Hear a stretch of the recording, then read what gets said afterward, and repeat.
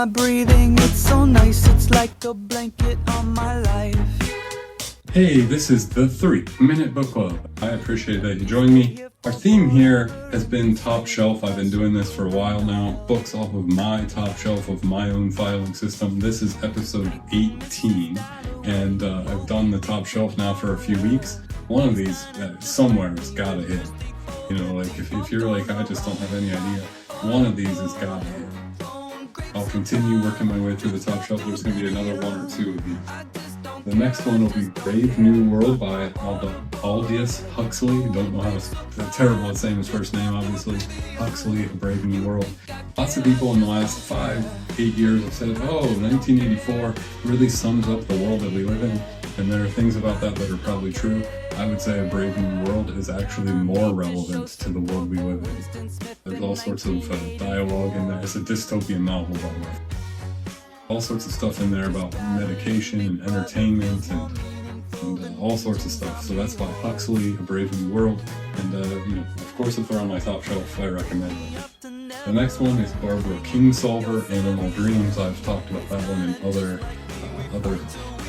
episodes of this. If you haven't read a Barbara Kingsolver, just beautiful books, really attached to their environment and nature, and the nature comes through as really part of the story. I love that about them. It's like sitting outside on a beautiful day.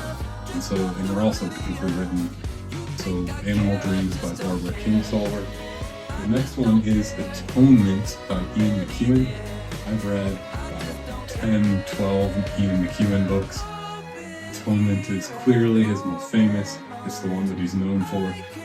You may or may not be aware of it. It's set in World War II, and it has to do with a couple, one from a lower class. They kind of get together. A lie is told about them, another family member, and they're kind of off separate during World War II. And there's a big twist in it, and it's to me a classic, modern classic. Atonement by Ian McEwan. The next one is Into the Wild by John Krakauer, and that is the story of Chris McCandless, who graduated from school in Atlanta and sort of went AWOL afterwards. And he just sort of was like, I don't want to be part of society, and I don't want to worry about making money. And he just sort of did all these natural things and went out on these and discovered himself. And unfortunately, he ended up getting cut off after a river flooded behind him in Alaska, ate some things he probably shouldn't have, and died in the wilderness, Alaskan wilderness. Into the Wild is a strong embracing of life. It's sort of a travel book, and it's sort of a Gen X, how Gen X feels about the world kind of book. And it's written by a guy who writes magazine articles for Outside Magazine, John Krakauer. So then the nature part comes through, and Krakauer is among favorite authors of mine.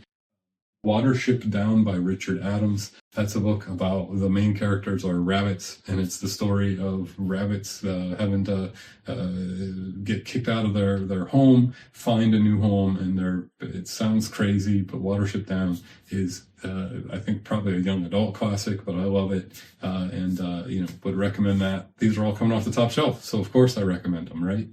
We'll probably do one more of these. We'll see if I can get through the rest of them next time, all right? So this was episode 18. Thanks for joining me. Stay safe. I'll see you soon.